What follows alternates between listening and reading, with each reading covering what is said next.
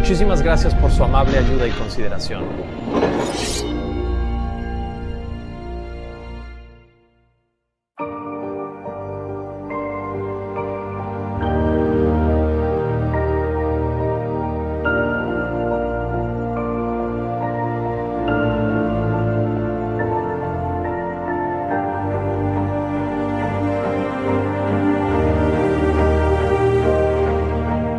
Y esto se manifestó, el amor de Dios hacia nosotros, porque Dios envió a su Hijo unigénito al mundo para que vivamos por medio de Él.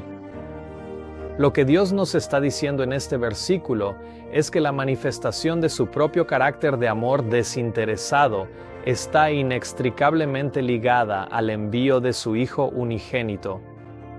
Y si el significado de esas palabras, Hijo unigénito, es destruido, entonces la revelación del carácter amoroso de Dios también es destruida.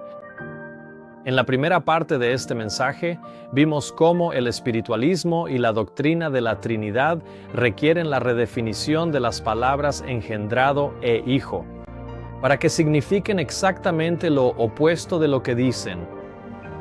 Ahora, en la parte 2 veremos las implicaciones de esto, sobre la revelación del amor de Dios, y veremos cuál es el propósito principal de que Dios revele su amor.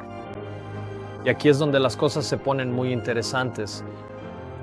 En 1 Juan 4:9 leemos que la magnitud del amor de Dios se manifestó o se reveló en el acto de enviar a su Hijo unigénito. Y debido a que el amor de Dios se revela en el sacrificio que hizo al enviar a su Hijo unigénito, lo que esto significa es que cuando los líderes religiosos promueven doctrinas que niegan que Jesús es el Hijo de Dios, lo que están haciendo es oscurecer o denigrar la manifestación del amor de Dios. ¿Cómo contemplaremos la manifestación del amor de Dios al enviar a su Hijo unigénito? Si no creemos que Jesús fue engendrado, o si no creemos que Él fue realmente un hijo, sería imposible. Si hay tres seres divinos coeternos que cumplen roles diferentes, como algunos defienden, ¿acaso el hecho de que un Dios envíe a otro Dios a morir por el hombre revela el amor del Dios que no tuvo que morir? Obviamente no. Dios ama a su Hijo. Él dio vida a su Hijo. Porque como el Padre tiene vida en sí mismo, así también le dio al Hijo el tener vida en sí mismo. Él creó todas las cosas por medio de su Hijo, porque en Él fueron creadas todas las cosas, las que hay en los cielos y las que hay en la tierra. Dios amó tanto a su Hijo que le otorgó la misma autoridad que Él tiene. Porque Jesús dijo, todo poder me es dado en el cielo y en la tierra. Y leemos que, al hablar de su preexistencia, Cristo lleva la mente a través de edades sin fecha. Él nos asegura que nunca hubo un tiempo en que no estuviera en estrecha comunión con el Dios eterno. Es decir, desde el momento en que Jesús fue engendrado y salió de Dios, nunca ha habido un tiempo en que no estuviera en estrecha comunión con su Padre. El Padre y el Hijo eran inseparables. Dios concedió a Cristo el más alto honor, diciendo que todos los ángeles de Dios lo adoren. Y luego expresó el placer que tenía en su Hijo, cuando una voz vino del cielo diciendo, «Tú eres mi Hijo amado, en quien tengo complacencia». Dios nos dice que su Hijo es el resplandor de su gloria y la imagen misma de su sustancia. Ahora podemos hacernos la pregunta, ¿cuál sería un sacrificio más fácil para un padre?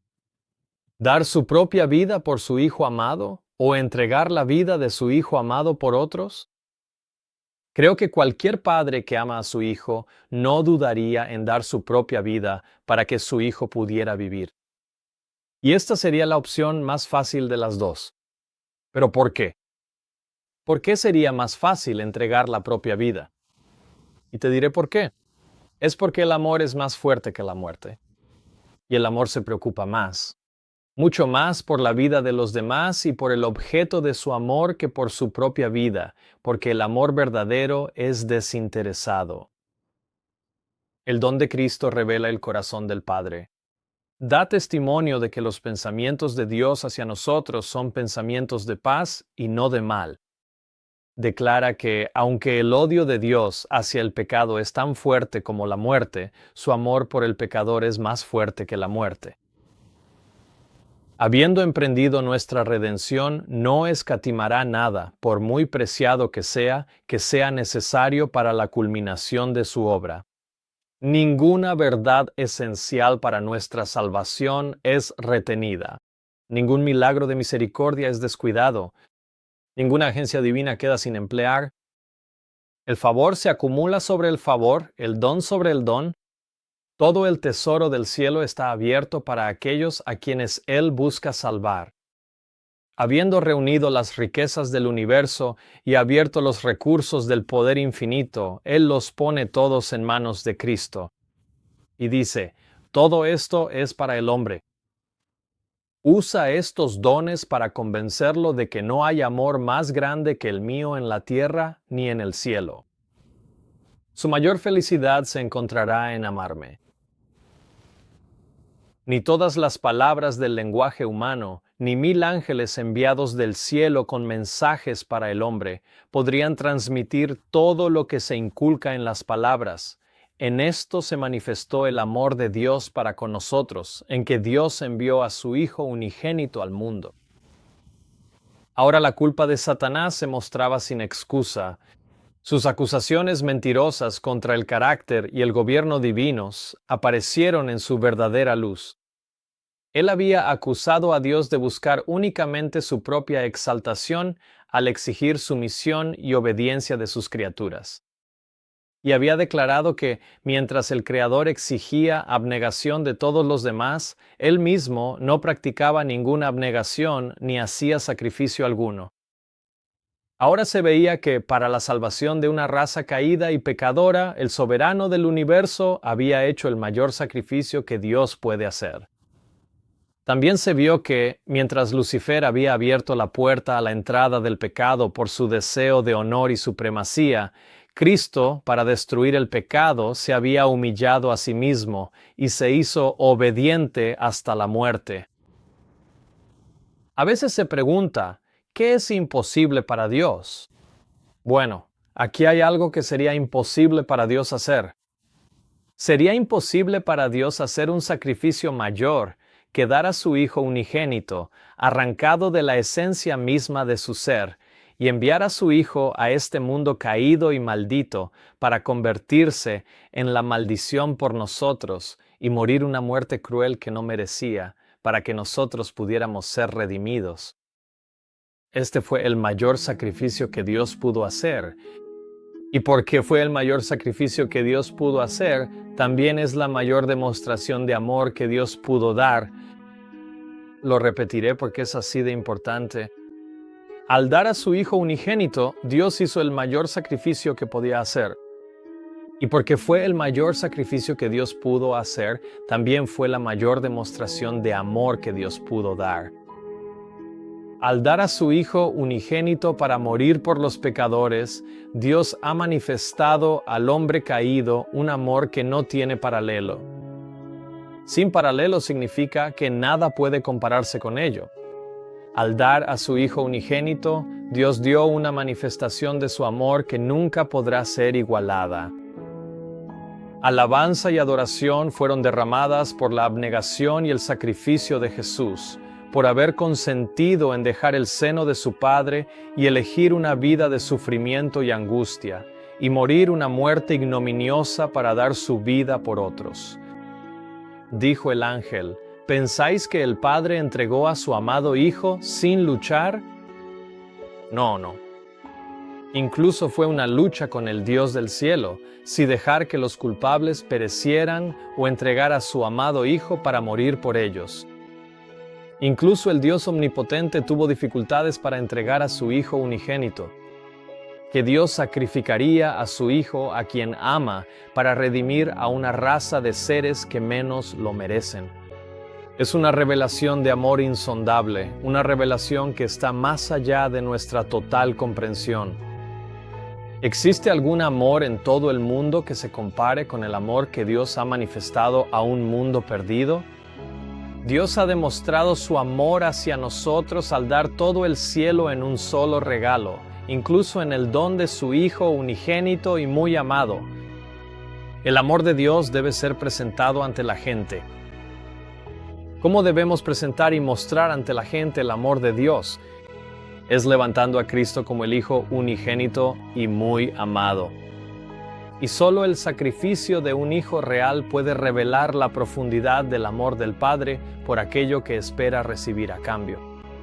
Y ese tesoro que Él desea obtener a cambio de su Hijo, eres tú.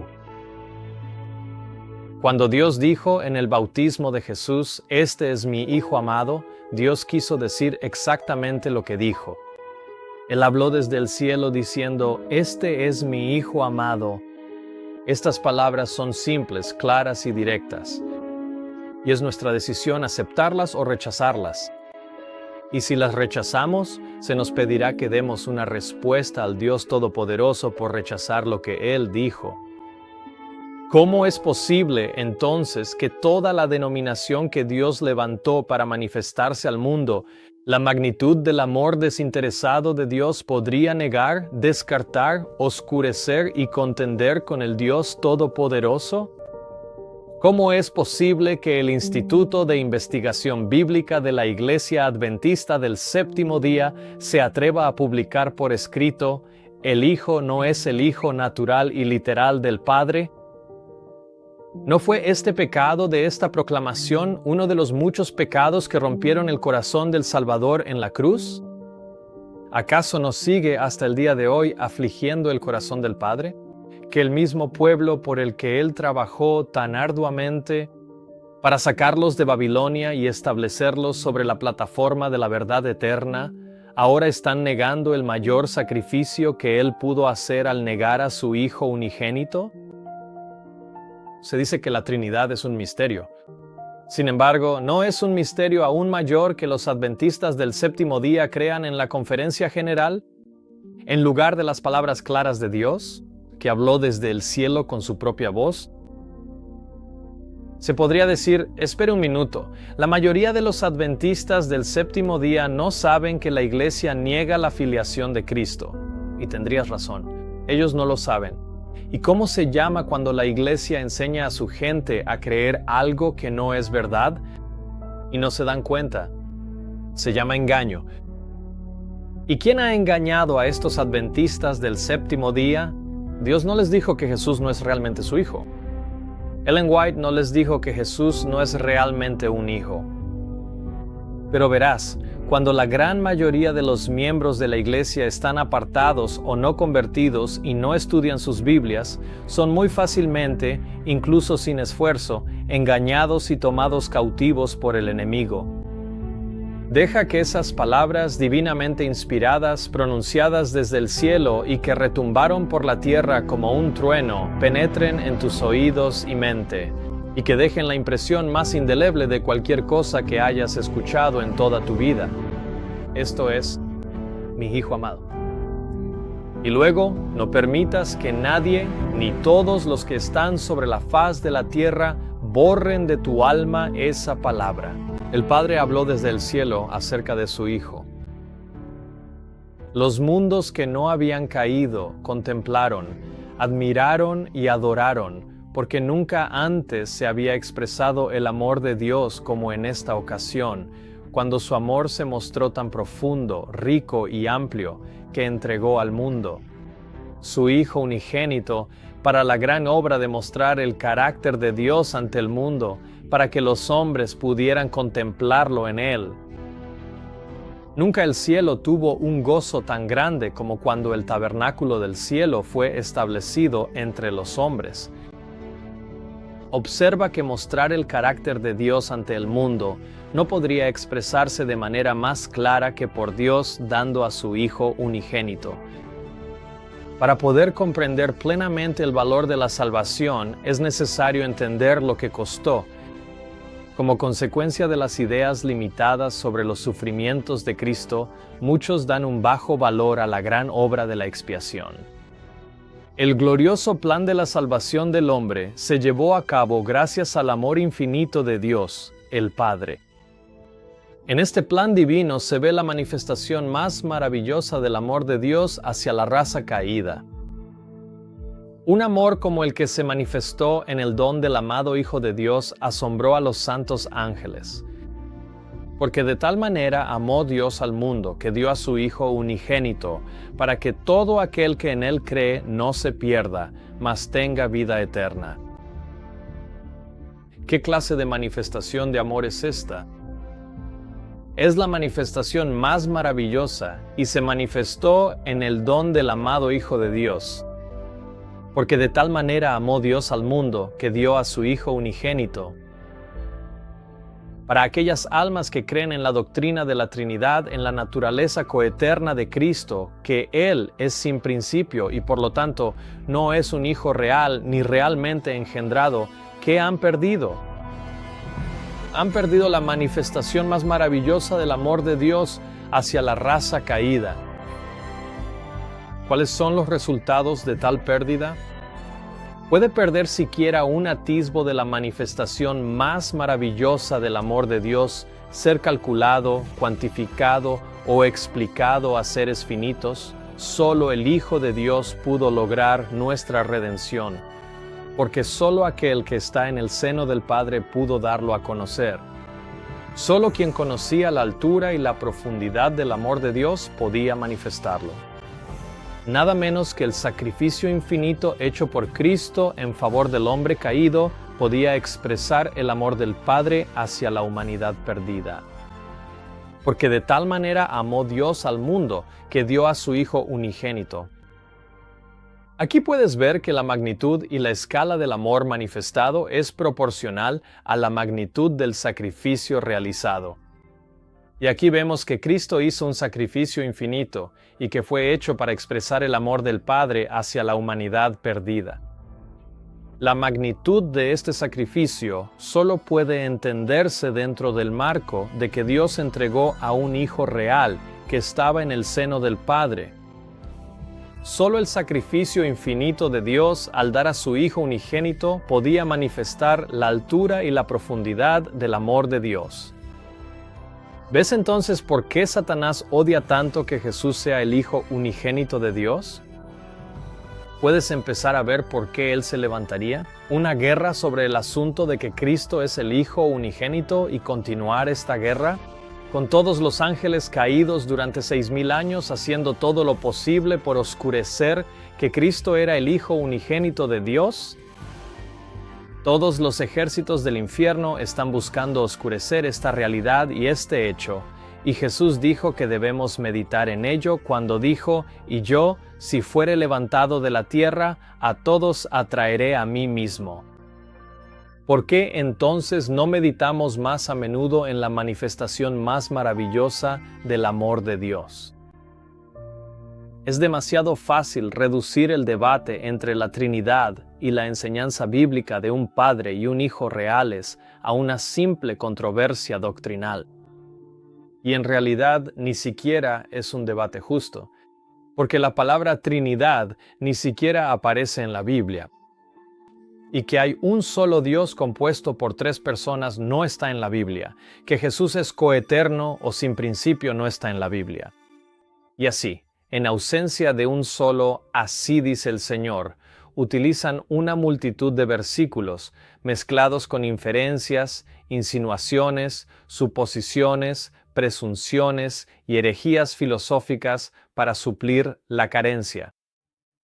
Y como las conclusiones son ineludiblemente antibíblicas e inevitablemente irracionales, el error se encubre con la proclamación de que es un misterio, y si no aceptas su palabra, eres considerado indigno de ser llamado cristiano y expulsado de la iglesia, muchas veces, sin siquiera intentar mostrarte tu supuesto error.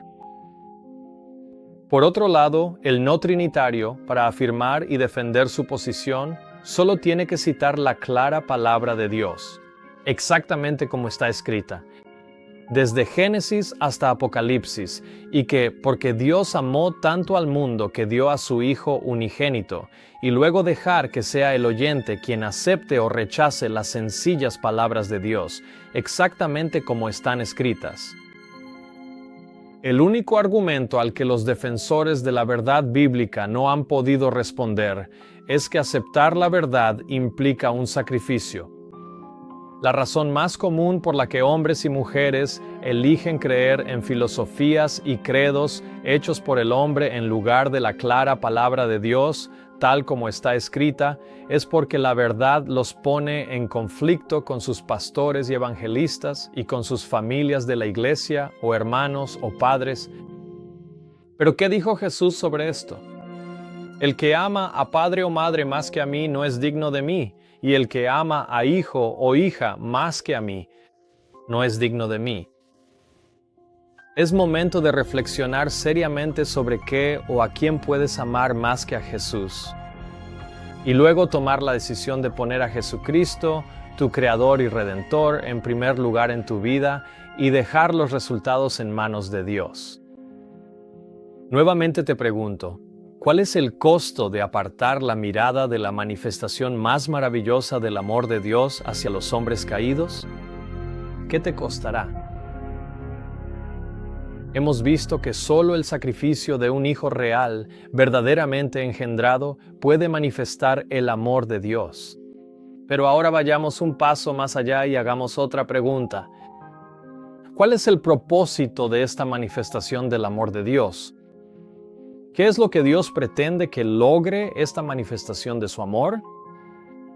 Pero hay esperanza para todos, porque de tal manera amó Dios al mundo que dio a su Hijo unigénito, para que todo aquel que en Él cree no se pierda, mas tenga vida eterna.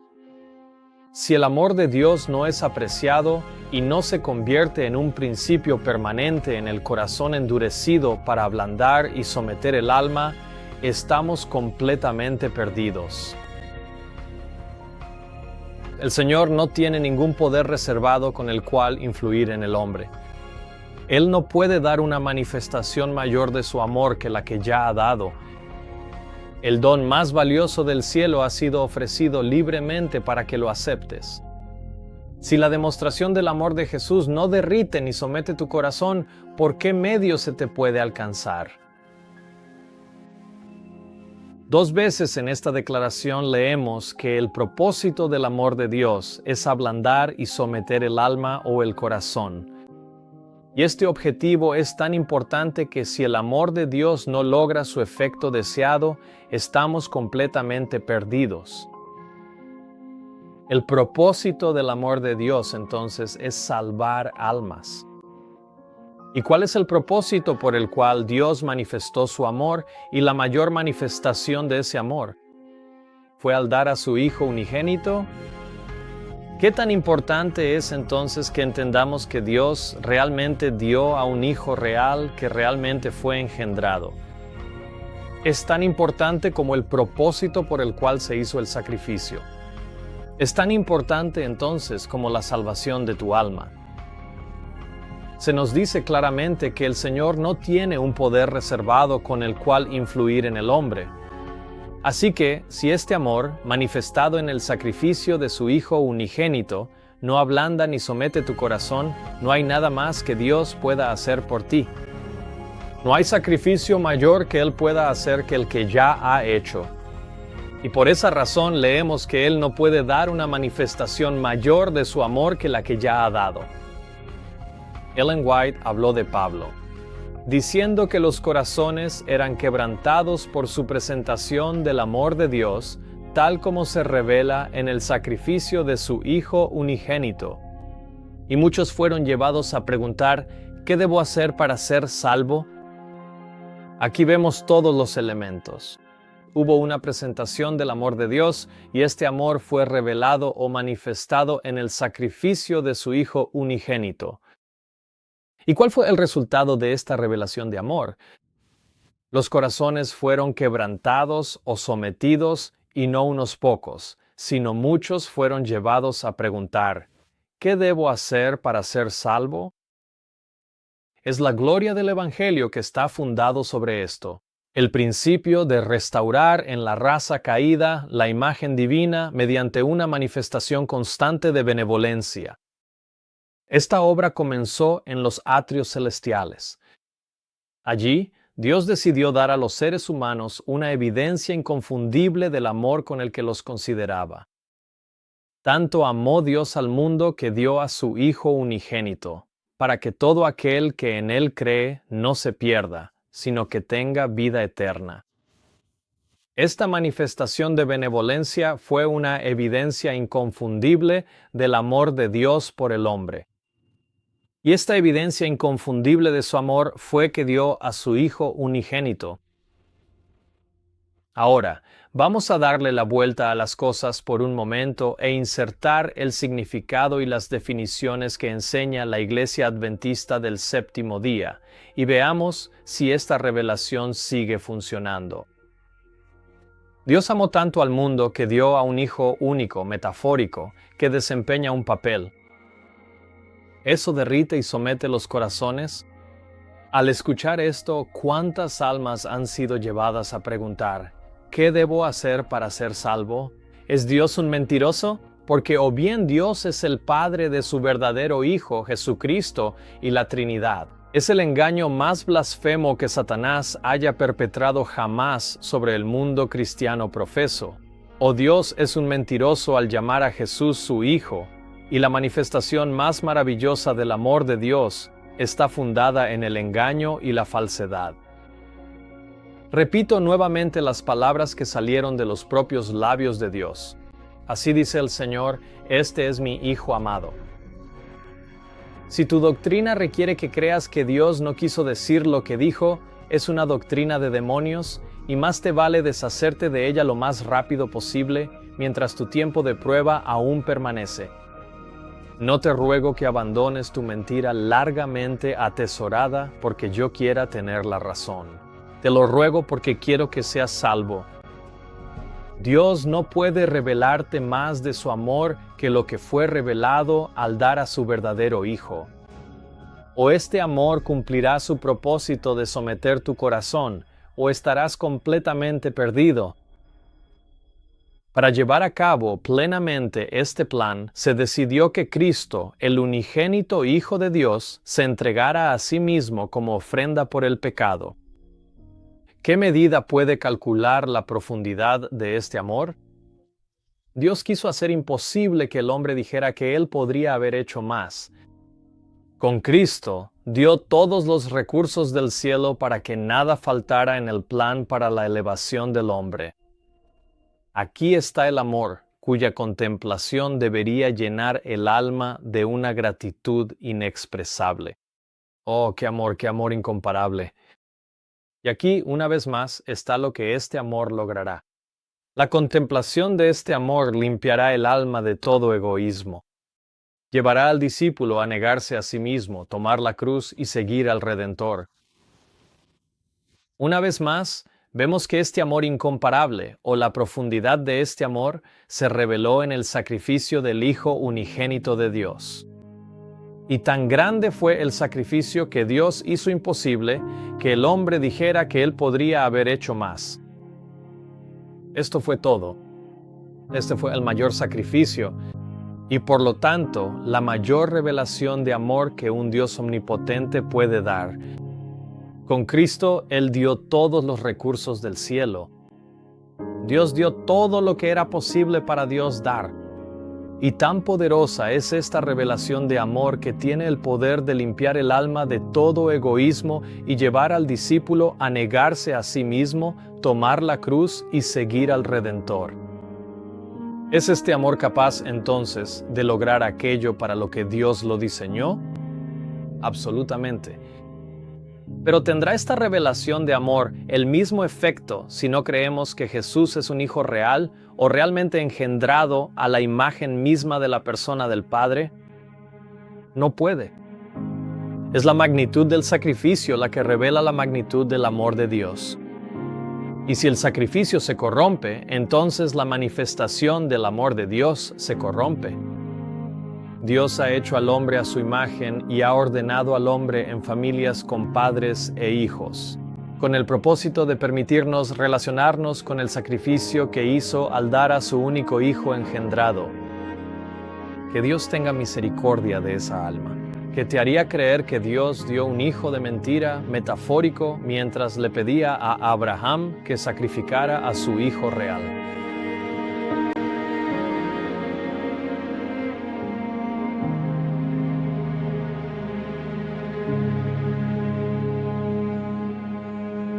Pablo sabía por experiencia que cuando un pecador contempla el amor del Padre, tal como se manifiesta en el sacrificio de su Hijo, y se rinde a la influencia divina, ocurre un cambio de corazón y desde entonces Cristo lo es todo y en todos.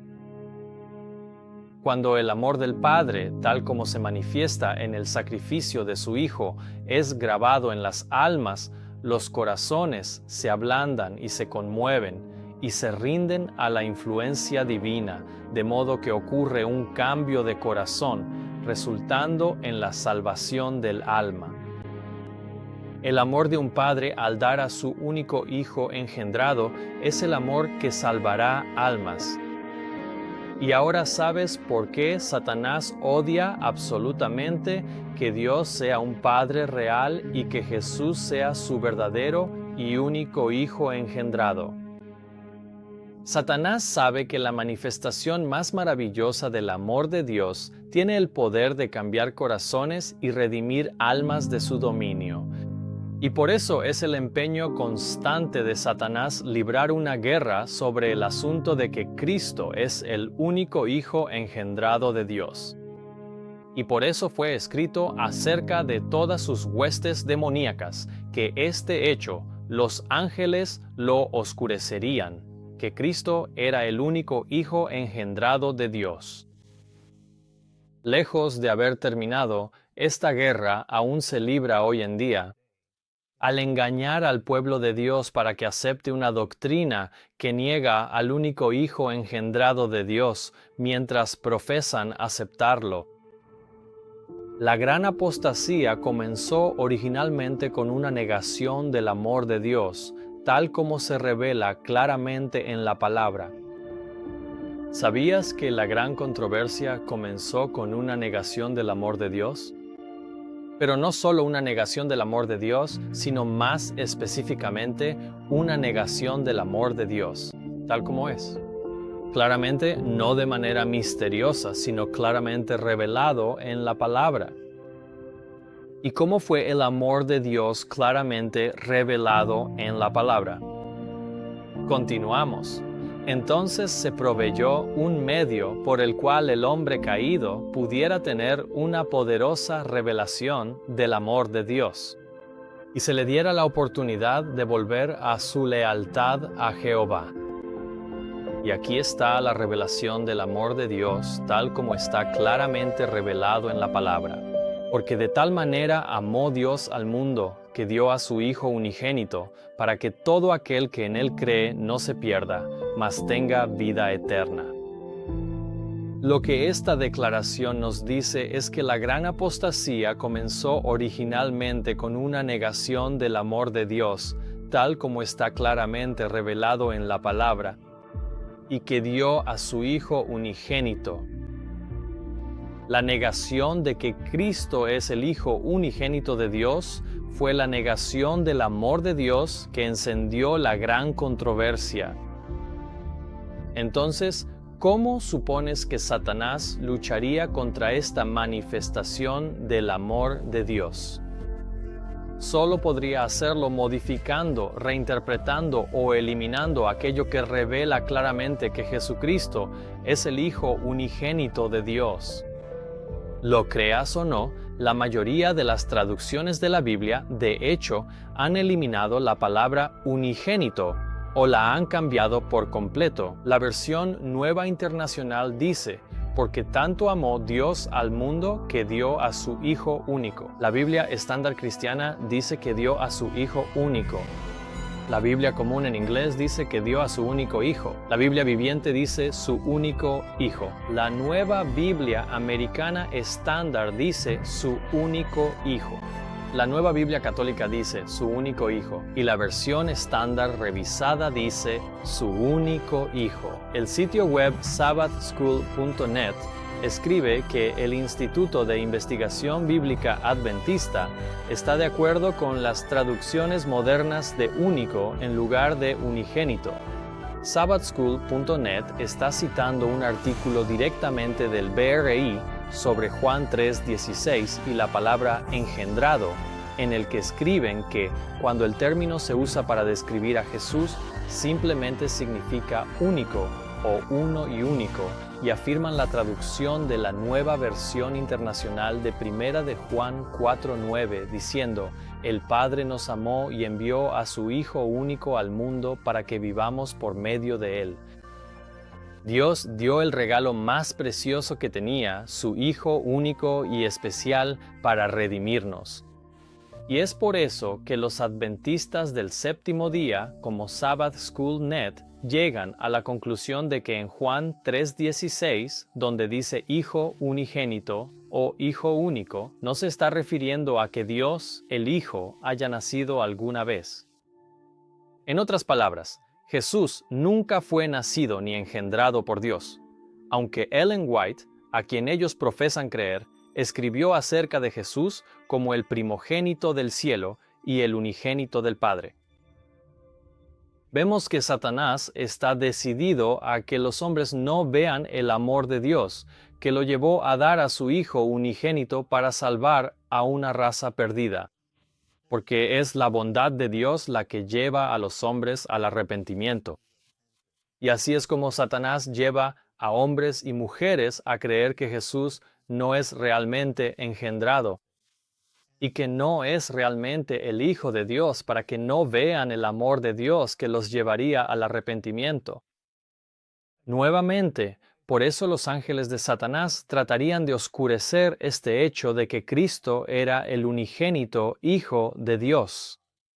Y este hecho suele ser oscurecido al reinterpretar la palabra engendrado para que signifique único o creado, o al denigrar el verdadero significado de la palabra hijo para que signifique solo un título o un papel representado, o cualquier cosa que no sea un hijo real.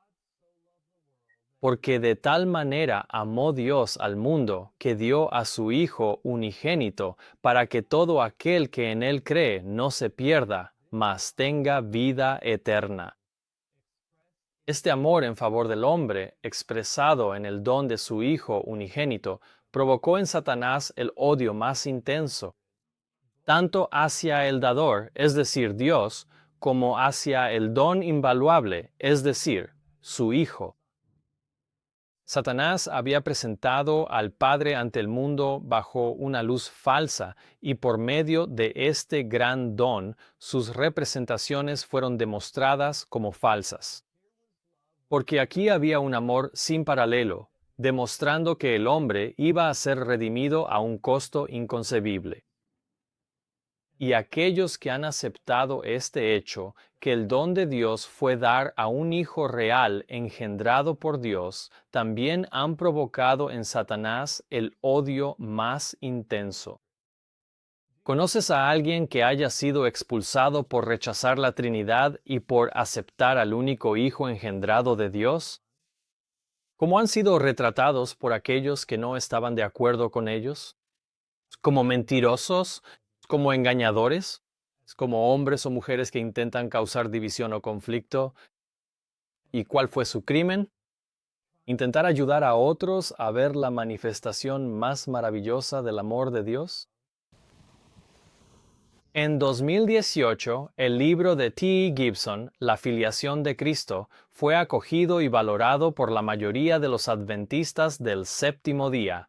Ministerios y organizaciones como TRE-ABN realizaron entrevistas con TIDU y la denominación adventista del séptimo día respaldaron y promovieron el libro en su canal de YouTube.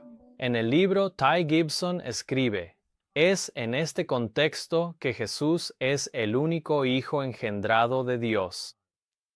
Seguramente este lenguaje significa que el Padre en la eternidad pasada dio a luz a Jesús, antes de lo cual Jesús no tenía una existencia distinta de Dios, ¿verdad? Y luego concluye: en realidad no significa nada de eso. Él continúa explicando que hijo unigénito es un título de pacto, no un título cronológico u ontológico. Con estas palabras, deja claro que cree que Jesús no es realmente el Hijo unigénito de Dios, como el Padre lo declaró al hablar desde el cielo. 2 años después, en 2020, Ty Gibson continuó por este camino con su siguiente libro, La Trío Celestial, en el que afirma que la doctrina antitrinitaria es una forma de paganismo. Su razonamiento filosófico es que si hay un solo Dios verdadero que dio a su verdadero Hijo unigénito, entonces no estamos ante el acto más asombroso de amor abnegado imaginable, sino ante el acto más aterrador de egoísmo imaginable. El Calvario es o bien la prueba de que Dios es amor o la prueba de que Dios es un monstruo sediento de sangre. Si el que sufre y muere en el Calvario es alguien distinto de Dios, entonces bienvenido a la imagen más aterradora de Dios que la mente humana pueda imaginar. Bienvenido a un universo en el que la persona más poderosa que existe es esencialmente egoísta. Además de carecer de un solo texto bíblico que respalde este escenario, el contexto del argumento de Ty presupone que Dios, nuestro Padre, deseaba un sacrificio por alguna razón egoísta y que alguien más tenía que hacer el sacrificio.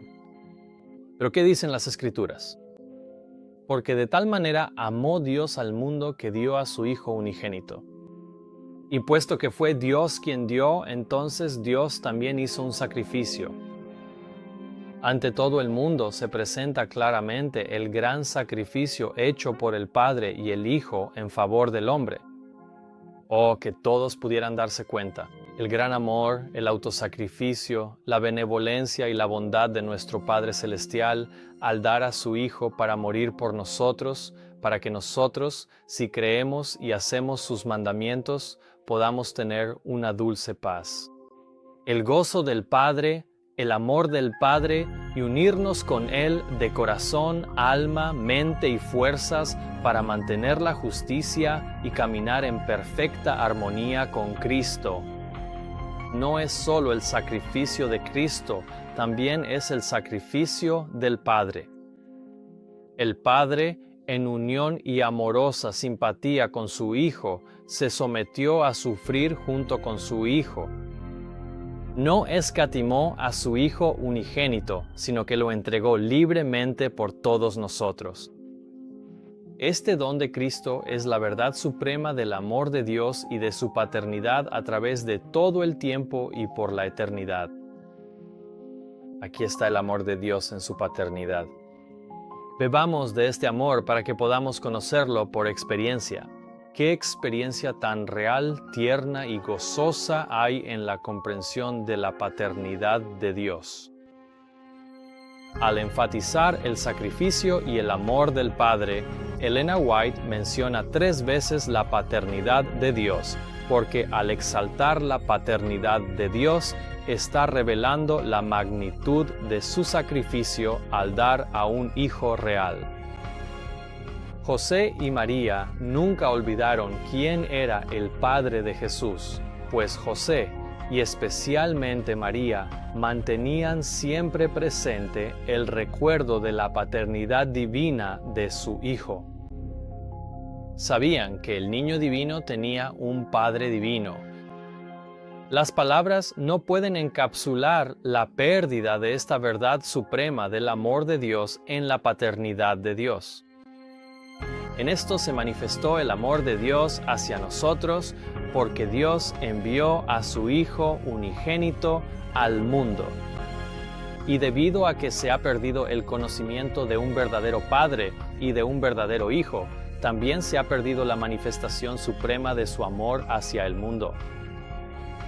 Pero Dios ahora está trabajando para recuperar el remanente de su pueblo y traerlo de regreso al fundamento de la fe, del cual la iglesia corporativa se ha apartado.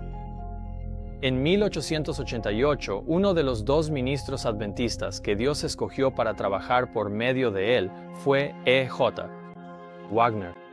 E.J. Wagner dio una serie de sermones en la sesión de la Conferencia General de 1888 en Minneapolis sobre la justicia de Cristo.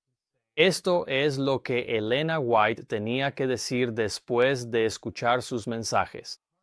Lo presentado armoniza perfectamente con la luz que Dios ha tenido a bien darme durante todos los años de mi experiencia. Ya sabéis, esa preciosa luz se ha manifestado en conexión con la ley de Dios, ya que la justicia de Cristo ha sido presentada con esa ley. Doctor, Wagner os ha abierto una luz preciosa, no nueva, sino antigua, que muchas mentes habían perdido de vista y que ahora brilla con rayos claros.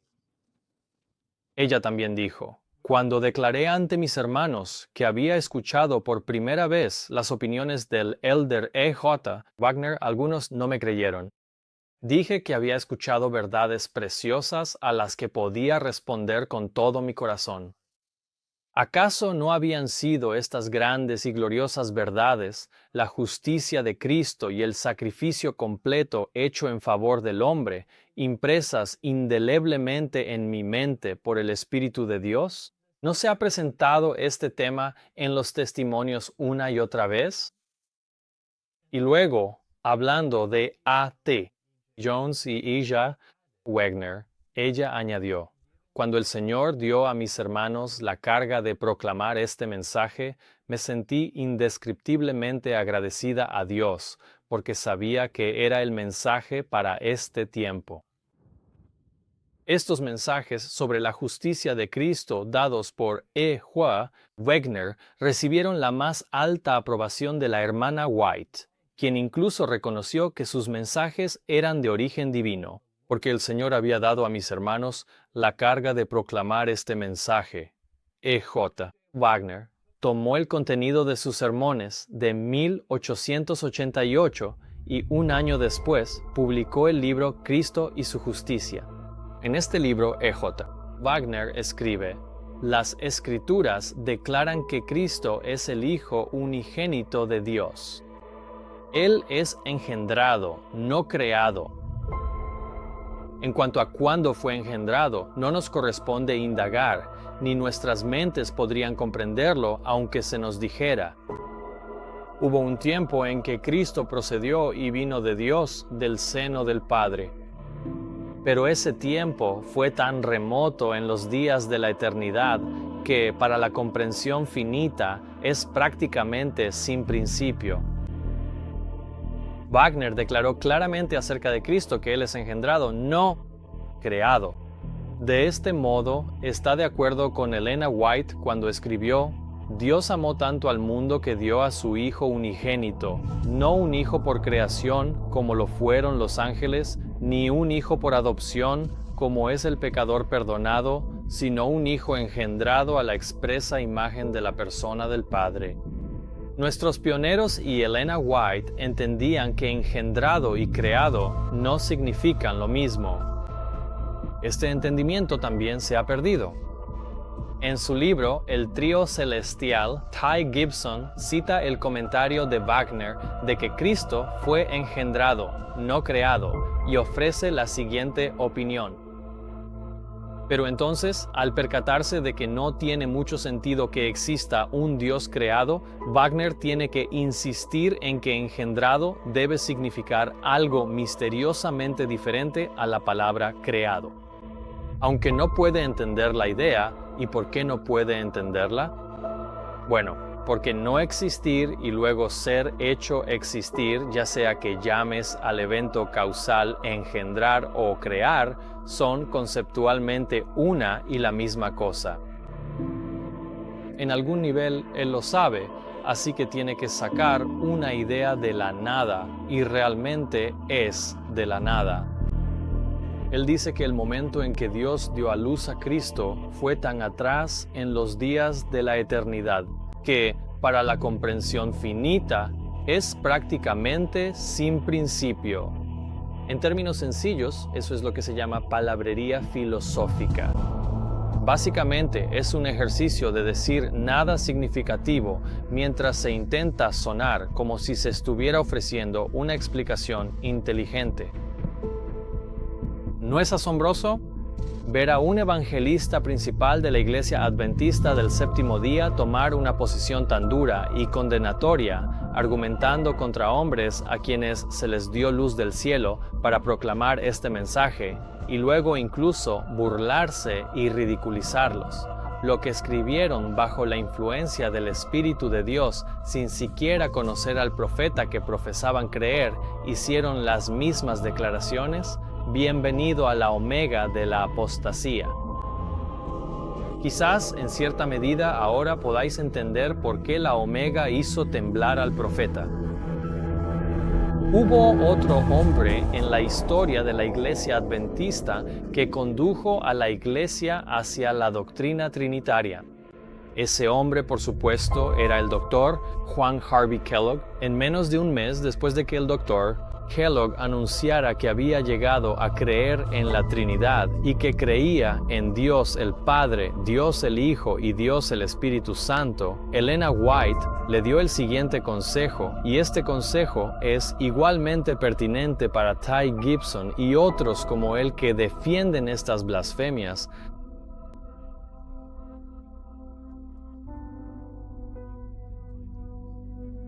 Sofisterías, es decir, argumentos engañosos y falaces. Si caes sobre la roca y eres quebrantado, Cristo te aceptará. Pero has estado en el terreno del enemigo haciendo su obra.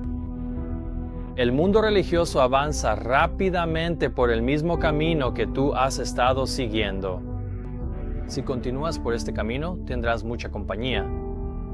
Pero ¿cuál será el final?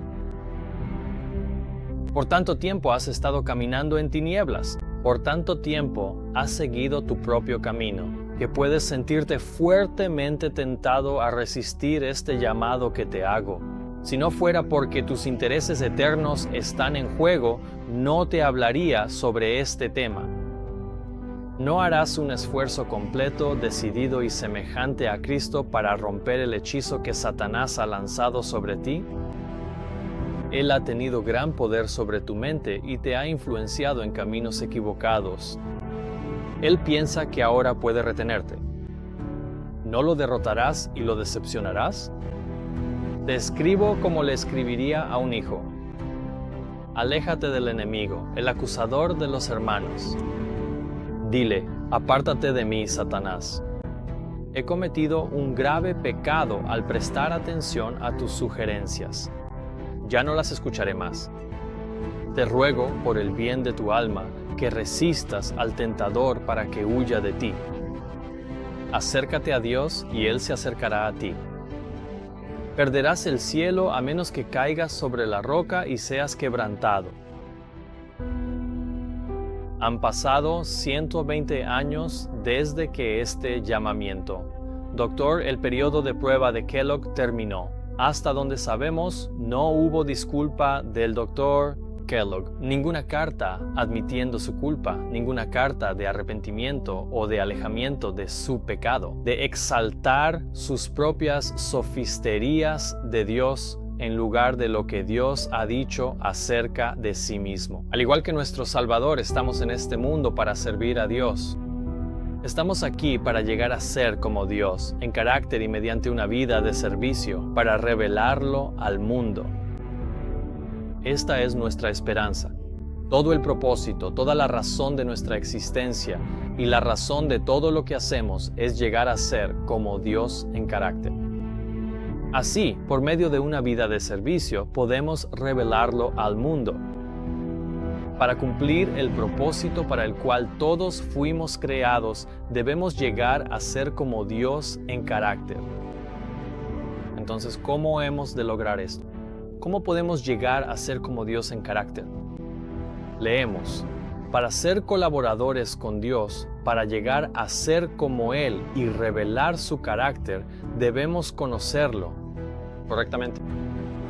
Estos son los requisitos previos para cumplir el propósito de nuestra existencia. Para llegar a ser como Dios en carácter, debemos conocerlo correctamente. Y esto plantea la pregunta: ¿cómo podemos conocerlo correctamente? Debemos conocerlo tal como Él se revela a sí mismo. El conocimiento de Dios es el fundamento de toda verdadera educación y de todo verdadero servicio. Es la única salvaguarda real contra la tentación. Solo esto puede hacernos semejantes a Dios en carácter. Este es el conocimiento que necesitan todos los que trabajan por el bienestar de sus semejantes. La transformación del carácter, la pureza de vida, la eficiencia en el servicio, la adhesión a los principios correctos, todo depende de un conocimiento correcto de Dios. Este conocimiento es la preparación esencial, tanto para esta vida como para la venidera. ¿Te has dado cuenta de que la transformación de tu carácter e incluso la eficiencia del propósito para el cual fuiste creado al revelar a Dios depende de un conocimiento correcto de Dios? Pero tiene sentido, ¿verdad? Incluso un conocimiento correcto de Dios puede ser una salvaguarda en la tentación. ¿Sabías que un conocimiento correcto de Dios te ayudará a obtener la victoria sobre el pecado? En cuanto al conocimiento de Dios, ella escribe: es solo esto lo que puede hacernos semejantes a Dios en carácter. Solo esto. No hay otra manera. O entendemos el significado de estas palabras, o no podremos cumplir nuestro propósito en esta vida ni en la venidera. Debemos tener un conocimiento correcto de Dios. Y de nuevo, ¿cómo sabemos si tenemos un conocimiento correcto de Dios? Tenemos un conocimiento correcto de Dios cuando lo conocemos tal como Él se revela a sí mismo.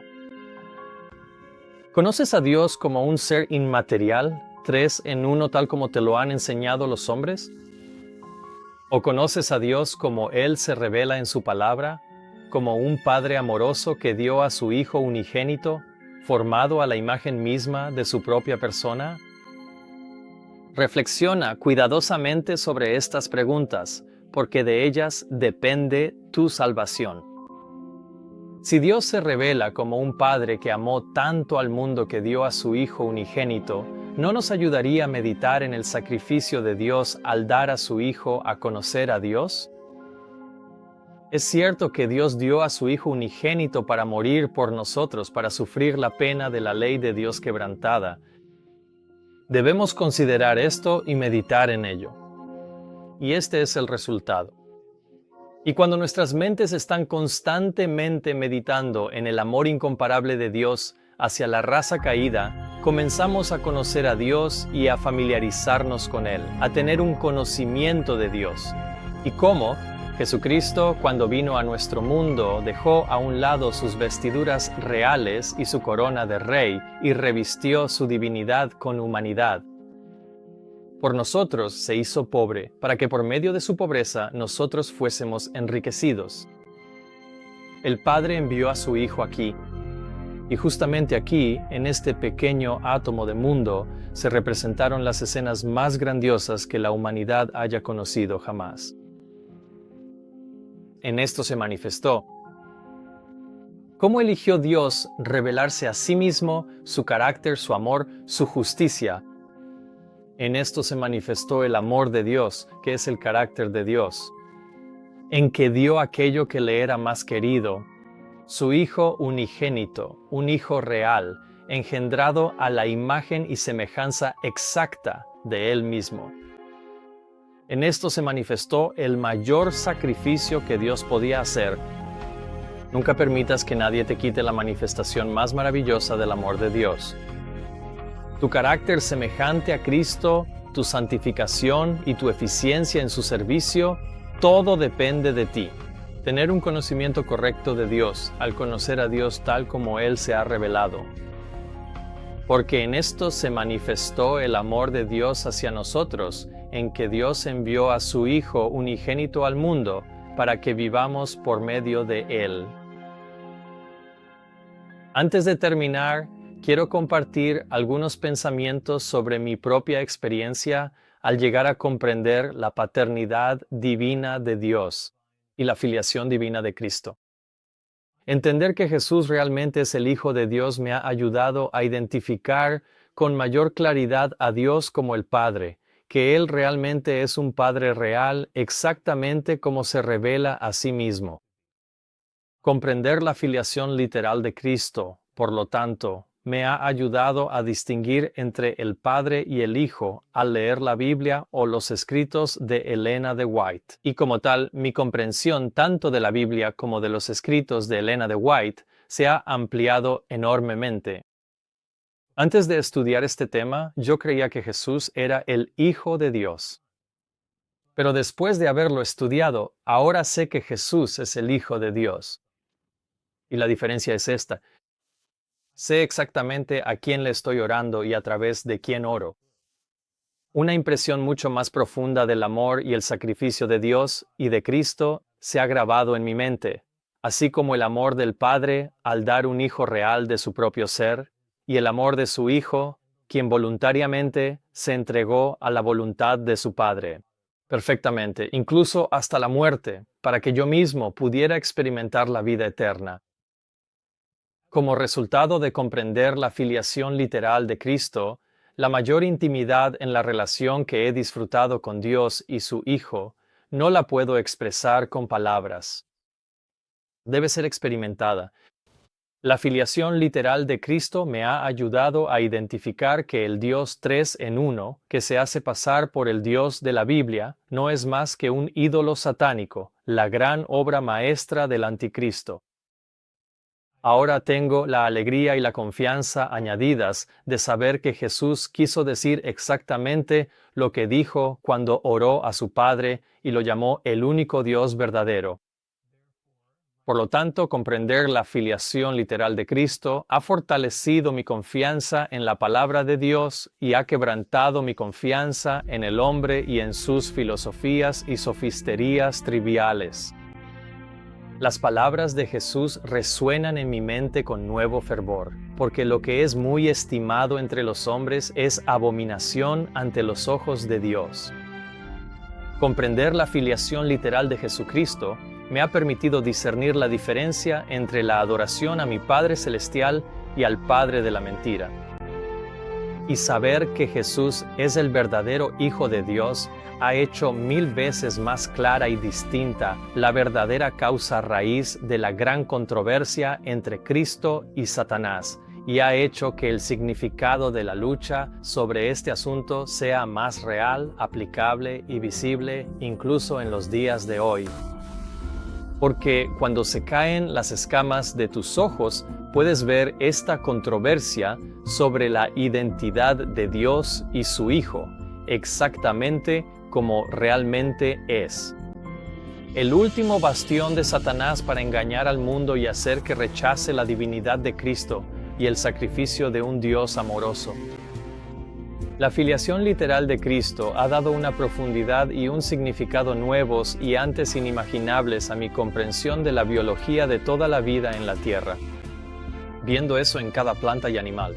El hecho de que todo se reproduzca según su especie no es más que una prueba para todas las huestes del cielo y todos los mundos no caídos, de que el Dios divino realmente engendró de su propio seno a un Hijo divino, a su propia imagen y naturaleza, según su propia especie. Ahora entiendo que Jesús es divino porque es el Hijo literal de Dios, engendrado por Dios. Y también puedo ver que al rechazar la filiación literal de Cristo, muchos no se dan cuenta de que están rechazando su divinidad. Porque las palabras de Jesús resuenan con mucha más autoridad y grandeza. Porque el Padre mismo os ama, porque vosotros me habéis amado y habéis creído que salí de Dios, salí del Padre. Incluso 1 Corintios 8:6 cobra mucho más significado y relevancia. Pero para nosotros solo hay un Dios, el Padre, de quien proceden todas las cosas, y nosotros en Él, y un Señor, Jesucristo, por quien son todas las cosas, y nosotros por medio de Él. Versículos como este, y Proverbios 8, e incluso Juan 3:16, ahora cobran una relevancia especial en el tiempo de engaño masivo en el que estamos viviendo. Antes era indiferente y no me interesaban temas como la Trinidad y la identidad de Dios, pero donde antes era tibio, ahora soy celoso por la verdad, porque a través de esto he encontrado una intimidad mucho más profunda en mi relación con Dios. Y como resultado de entender la filiación literal de Cristo, comprendo mejor el peligro del espiritualismo y también puedo identificar clara y concisamente la omega de las herejías mortales. Las escamas han caído de mis ojos y, en consecuencia, me di cuenta del peligroso lazo en el que estaba al haber aceptado ignorantemente la doctrina de la Trinidad. Entender la filiación literal de Cristo ha revolucionado mi comprensión de los mensajes de los tres ángeles y de cómo darlos. El trinitario no puede dar los mensajes de los tres ángeles porque no sabe a qué Dios temer o adorar. Al aceptar un Dios ídolo, la Iglesia Adventista del Séptimo Día hoy, al igual que todo el mundo protestante, ha rechazado el mensaje del primer ángel, un crimen por el cual los evangélicos llegaron a ser identificados como las hijas de Babilonia. Al negarse las iglesias a recibir el mensaje del primer ángel, rechazaron la luz del cielo y cayeron en desgracia ante Dios. Confiaron en su propia fuerza y, al oponerse al primer mensaje, se colocaron en una posición en la que no podían ver la luz del mensaje del segundo ángel. Habiendo adoptado la doctrina de la Trinidad, los adventistas del séptimo día no saben que están bebiendo el vino de Babilonia y llamando a otros a hacer lo mismo. Y ahora entiendo por qué. La identidad de Dios es tan imperativa para el mensaje del tercer ángel, porque el sábado que guardamos es una señal del Dios a quien adoramos. En consecuencia, mi aprecio por el sábado mismo ha aumentado. Entender que Jesús es un hijo real me ha ayudado a comprender mejor el primer mandamiento, porque ahora sé la verdadera identidad del único Dios verdadero al que se nos ordena adorar. También me ha ayudado a entender el segundo mandamiento, porque la idea de Dios que antes profesaba creer, ahora reconozco que era un ídolo. Y cuando llegué a entender que Jesús realmente era el Hijo de Dios, eso me impactó profundamente. Qué firmemente Dios dirigió a su pueblo a mediados del siglo XIX para que abandonaran todas sus iglesias babilónicas que adoraban la Trinidad, y cómo los reunió y los llamó adventistas del séptimo día y guió cuidadosamente sus estudios y comprensión de su palabra con un profeta viviente entre ellos. Y puso a su pueblo sobre la plataforma de la verdad eterna, el fundamento firme de los principios fundamentales de 1889, y les dio todo lo que necesitaban para terminar la obra. Y ahora entiendo mejor que nunca el resultado horrendo de la rebelión, y que cada día desde 1888 los adventistas del séptimo día han descartado su herencia y su alto llamamiento por el mundo y sus favores. Ellen White citó a Jesús cuando dijo: «Jerusalén, Jerusalén, que matas a los profetas y apedreas a los que te son enviados. ¿Cuántas veces quise juntar a tus hijos como la gallina junta a sus polluelos debajo de sus alas, y no quisiste? He aquí, vuestra casa os es dejada desierta». Y luego añadió: «Dios no permita que esta escena se repita ahora en la experiencia del pueblo profeso de Dios. Mi espíritu, dice él, no contenderá para siempre con el hombre. Llegará el momento en que habrá que decir de los impenitentes: Efraín está unido a sus ídolos, déjalo». Estas palabras el profeta viviente las pronunció en referencia al séptimo día, Iglesia Adventista del Séptimo Día. Eso fue en 1890, pero ahora es 2024 y el registro de los últimos 133 años ha demostrado, más allá de toda duda, que esta temible advertencia contra el pueblo profeso de Dios no ha sido atendida y que la Iglesia Adventista del Séptimo Día, de hecho, ha repetido la experiencia de los hijos de Israel en su apostasía y rechazo de Dios. Y que Dios en verdad ha hecho lo que advirtió que haría, los ha dejado solos. Los ha dejado solos para que desarrollen y manifiesten el fruto del Espíritu que los controla.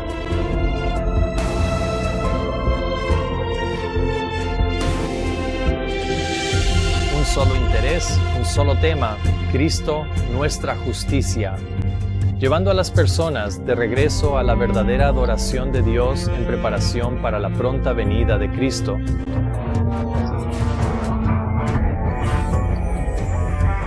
Como resultado de comprender al único Dios verdadero y la filiación literal de Cristo, he podido identificar correcta y decisivamente la nueva organización, de la que Ellen White advirtió en Primeros Escritos Seleccionados, página 204. En el Salmo 119:104, la Biblia dice: «Por tus preceptos adquiero entendimiento, por eso aborrezco todo camino falso». Como David, realmente puedo testificar que cuando se te han abierto los ojos, aborreces todo camino falso. Es imposible no odiar las mentiras y engaños que te han mantenido ciego y vagando en la oscuridad durante tantos años.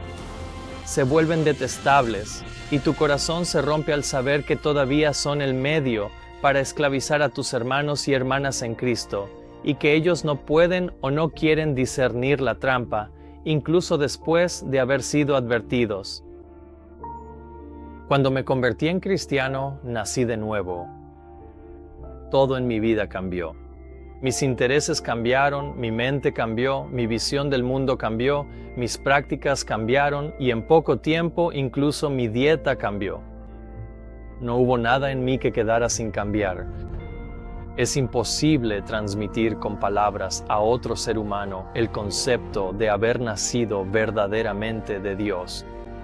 Todo cambia y no de manera temporal, sino permanente y para mejor. Solo puedo intentar equiparar la experiencia de llegar a conocer al único Dios verdadero y a su verdadero Hijo, Jesús, como nacer de nuevo, otra vez. Siempre será uno de los hitos espirituales más notables de mi vida. Todo cambió. Cambió quién es Dios para mí. Cambió quién es Jesús para mí. Cambió quién es el Espíritu Santo para mí. Y me devolvió la intimidad con Dios, a la cual antes yo era un extraño. Al cambiar el Dios al que adoraba, en consecuencia cambié dónde adoraba y con quién adoraba. El divino Hijo de Dios ha sido exaltado en mi mente y en mi corazón, y me siento tan atraído hacia Él que me pierdo del mundo y del brillo de todos sus ídolos. Como Pablo, considero todas las cosas como pérdida por la excelencia del conocimiento de Cristo Jesús, mi Señor, por quien he sufrido la pérdida de todas las cosas, y las considero como estiércol para poder ganar a Cristo. Quiero cerrar con una última declaración. Es nuestro privilegio conocer a Dios de manera experimental, y en el verdadero conocimiento de Dios está la vida eterna. El unigénito Hijo de Dios fue el regalo de Dios al mundo, en cuyo carácter se reveló el carácter de aquel que dio la ley a los hombres y a los ángeles. Él vino a proclamar el hecho: el Señor nuestro Dios uno es, y a Él solo servirás. A menos que los hombres conozcan a Dios como Cristo lo ha revelado, nunca formarán un carácter conforme a la semejanza divina, y por lo tanto, nunca verán a Dios. Es motivo de asombro entre los ángeles en el cielo que algunos que una vez conocieron a Dios lleguen a volverse descuidados, que permitan que sus mentes se absorban en cualquier ocupación temporal y dejen que su atención se desvíe del Dios del cielo, de modo que olviden voluntaria y deliberadamente a su Hacedor y los sustituyan por otros señores y otros dioses. Ha llegado el día en que hay muchos señores y muchos dioses, y Satanás se ha propuesto interponerse entre Dios y el alma humana, para que los hombres no rindan homenaje a Dios al guardar su ley. ¿Cómo es que al guardar la ley de Dios, los hombres no le estarían rindiendo homenaje? Bueno, ¿quién profesa guardar su ley? ¿Qué denominación es la que profesa estar guardando la ley de Dios? Y al guardar su ley, ¿los adventistas del séptimo día están rindiendo homenaje a Dios? ¿Se podría decir que los adventistas del séptimo día alguna vez conocieron a Dios? Y si es así, ¿llegaron a volverse descuidados?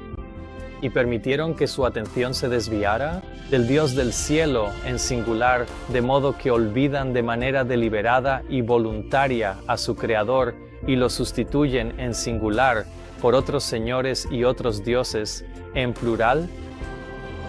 Y en este reemplazo del único Dios del cielo por falsos señores y otros dioses, ¿ha logrado Satanás interponerse con éxito entre Dios y estos adventistas del séptimo día? De modo que incluso al guardar su ley y el sábado, no están rindiendo homenaje a Dios, sino a otro en su lugar. Aquí está el resto de la declaración. Satanás se ha envuelto en vestiduras de brillo angelical y se presenta ante los hombres como un ángel de luz.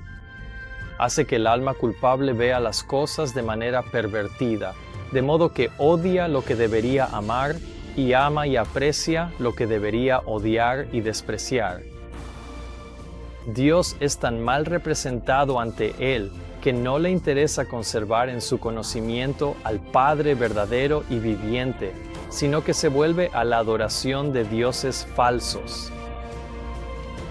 Ahora saben cómo en esto el mayor sacrificio que Dios pudo hacer manifiesta el amor de Dios hacia nosotros, porque Dios envió a su Hijo unigénito.